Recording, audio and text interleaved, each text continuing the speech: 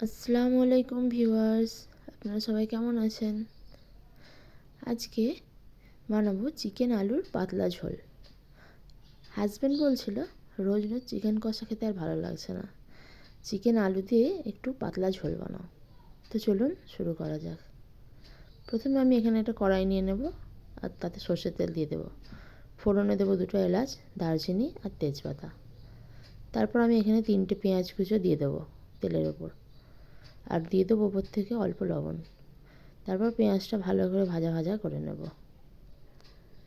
পেঁয়াজটা যখন লাল হয়ে যাবে, এখানে আমি ধুয়ে রাখা চিকেনটা দিয়ে দেব।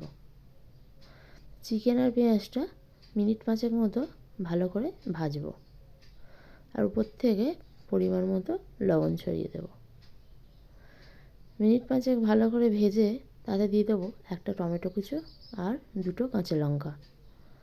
তারপর আরও মিনিট 2 মতো ভাজবো। তারপর এখানে আমি দেব 1.5 চামচ পরিমাণ আদা রসুনের পেস্ট। আদা রসুনের পেস্টটা দেওয়ার পরেও আবার কিছুক্ষণ নাড়ব। তারপর এখানে আমি কেটে রাখা আলুটা দিয়ে দেব। এখানে আমি মোট 3টে পরিমাণ আলু দিয়েছি। তারপর দেব 1/2 চামচ হলুদ গুঁড়ো, 1/2 চামচ লঙ্কা গুঁড়ো, আর দেব 1 চামচ জিরে গুঁড়ো আর 1 চামচ ধনে গুঁড়ো। তারপর সমস্ত মশলা ভালো করে মিশিয়ে নেব। এরপর মিনিট 10 মতো কষবো, যতক্ষণ না পর্যন্ত চিকেন থেকে তেল ছাড়বে। মাঝখানে একবার দুবার অল্প করে জলও দিয়ে দেব, নাহলে চিকেনটা নিচেই ধরে যাবে। তারপর যখন চিকেন থেকে তেল ছেড়ে দেবে, তখন পরিমাণ মতো জল দিয়ে ঢাকা দিয়ে দেব।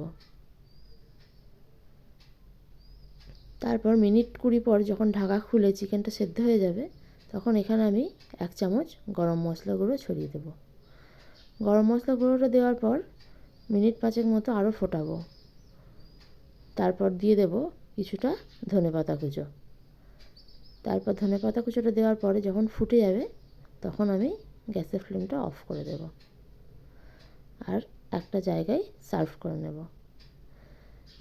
এভাবে বানিয়ে দেখবেন, চিকেন আলুর পাতলা ঝোলটাও কিন্তু গরম ভাতে খেতে খুবই ভালো লাগে। ভিডিওটি যদি আপনাদের ভালো লাগে লাইক করে দেবেন, চ্যানেলটিকে সাবস্ক্রাইব করে দেবেন, যদি পারেন ভিডিওটি শেয়ার করে দেবেন। ধন্যবাদ।